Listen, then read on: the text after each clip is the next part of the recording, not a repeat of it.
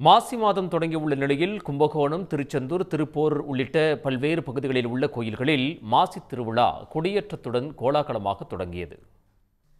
கும்பகோணம் மகாமக குளக்கரையில் அமைந்துள்ள காசி விஸ்வநாதர் ஆலயத்தில் மாசிமக பெருவிழா கொடியேற்றத்துடன் தொடங்கியது. 10 நாட்கள் நடைபெறும் பெருவிழாவின் முக்கிய நிகழ்வான தேரோட்டம் வருகின்ற 11ஆம் தேதியும், தீர்த்தவாரி நிகழ்வு 12ஆம் தேதி மகாமக குளத்திலும் நடைபெறவுள்ளது. கொடியேற்ற நிகழ்வை முன்னிட்டு காசி விஸ்வநாதர் மற்றும் விசாலாட்சி அம்மன் ஆகியோர் சர்வ அலங்காரத்தில் கொடிமரம் அருகே எழுந்தருளினர்.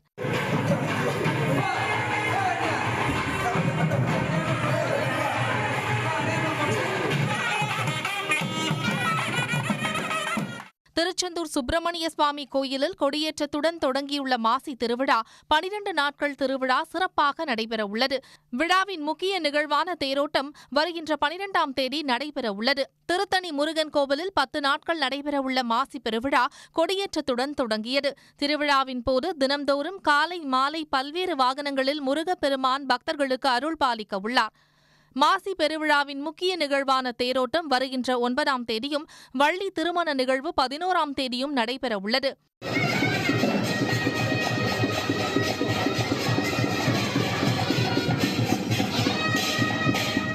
இதேபோல் திருப்போரூரில் அமைந்துள்ள கந்தசாமி கோயில், தென்காசி மாவட்டம் பாவூர் சத்திரத்தில் உள்ள வெண்ணிமலை முருகன் கோவில், நத்தம் மாரியம்மன் கோவில் உள்ளிட்ட கோயில்களிலும் மாசி பெருவிழா கொடியேற்றத்துடன் தொடங்கியுள்ளது.